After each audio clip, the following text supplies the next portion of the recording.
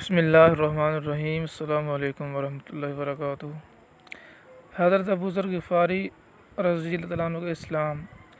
حضرت ابو ذر غفاری رضی اللہ عنہ مشہور صحابی ہیں جو بعد میں بڑے زاہدوں اور بڑے علماء میں سے ہوئے۔ حضرت علی کرم اللہ وجہ کا ارشاد ہے کہ ابو ذر ایسے علم کو حاصل کیے ہوئے ہیں جس سے لوگ عاجز ہیں، مگر انہوں نے اس کو محفوظ کر رکھا ہے۔ جب ان کو حضور اقدس صلی اللہ علیہ وسلم کی نبوت کی پہل خبر پہنچی تو انہوں نے اپنے بھائی کو حالات کی تحقیق کے بعد سے مکہ بھیجا کہ جو شخص یہ دعویٰ کرتا ہے کہ میرے پاس وحی آتی ہے اور آسمان کی خبریں آتی ہیں، اس کے حالات معلوم کریں اور اس کے کلام کو غور سے سنیں۔ وہ مکہ مکرمہ آئے اور حالات معلوم کرنے کے بعد اپنے بھائی سے جا کر کہا، میں نے ان کو اچھی عادتوں اور عمدہ اخلاق کا حکم کرتے دیکھا اور ایک ایسا کلام سنا جو نہ شعر ہے نہ کاہنوں کا کلام ہے۔ ابو ذر رضی اللہ عنہ کو اس مجمل بات سے تشفی نہ ہوئی تو خود سامان سفر کیا اور مکہ پہنچے اور سیدھے مسجد حرام میں گئے۔ حضور صلی اللہ علیہ وسلم کو پہچانتے نہیں تھے اور کسی سے پوچھنا مصلحت کے خلاف سمجھا۔ شام تک اسی حال میں رہے۔ شام کو حضرت علی کرم اللہ وجہ نے دیکھا کہ ایک پردیسی مسافر ہے۔ مسافروں کی، غریبوں کی، پردیسیوں کی خبر گیری، ان کی ضرورتوں کا پورا کرنا ان حضرات کی گٹی میں پڑا ہوا تھا، اس لیے ان کو اپنے گھر لے آئے، میزبانی فرمائی، لیکن اس کے پوچھنے کی کچھ ضرورت نہ سمجھی کہ کون ہو، کیوں آئے ہو۔ مسافر نے بھی کچھ ظاہر نہ کیا۔ صبح کو پھر مسجد میں آ گئے اور دن بھر اسی حال میں گزرا کہ خود پتہ نہ چلا اور دریافت کسی سے کیا نہیں۔ غالباً اس کی وجہ یہ ہوگی کہ حضور صلی اللہ علیہ وسلم کے ساتھ دشمنی کے قصے بہت مشہور تھے۔ آپ کو اور آپ کے ملنے والوں کو ہر طرح کی تکلیفیں دی جاتی تھیں۔ ان کو خیال ہوا کہ صحیح حال معلوم نہیں ہوگا اور بدگمانی کی وجہ سے مفت کی تکلیف علیحدہ رہی۔ دوسرے دن شام کو ابھی حضرت علی رضی اللہ عنہ کو خیال ہوا کہ پردیسی مسافر ہے، بظاہر جس غرض کے لیے آیا ہے وہ پوری نہیں ہوئی، اس لیے پھر اپنے گھر لے گئے اور رات کو کھلایا سلایا، مگر پوچھنے کی اس رات بھی نوبت نہ آئی۔ تیسری رات کو پھر یہی صورت ہوئی تو حضرت علی رضی اللہ عنہ نے دریافت کیا، تو تم کس کام سے آئے ہو، کیا غرض ہے؟ تو حضرت ابو ذر رضی اللہ عنہ نے اول ان کو قسم اور عہد و پیمان دیے اس بات کی کہ وہ صحیح بتائیں، اس کے بعد اپنی غرض بتلائی۔ حضرت علی کرم اللہ وجہ نے فرمایا کہ بے شک وہ اللہ کے رسول ہیں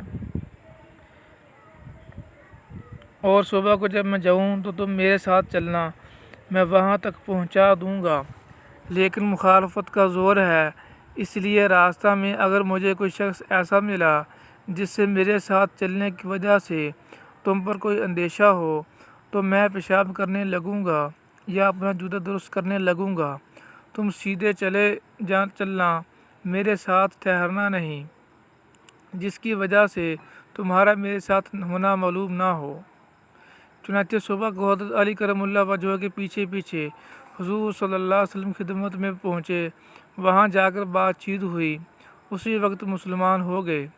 حضور اقدس صلی اللہ علیہ وسلم نے ان کی تکلیف کے خیال سے فرمایا کہ اپنے اسلام کو ابھی ظاہر نہ کرنا، چپکے سے اپنی قوم میں چلے جاؤ، جب ہمارا غلبہ ہو جائے اس وقت چلے آنا۔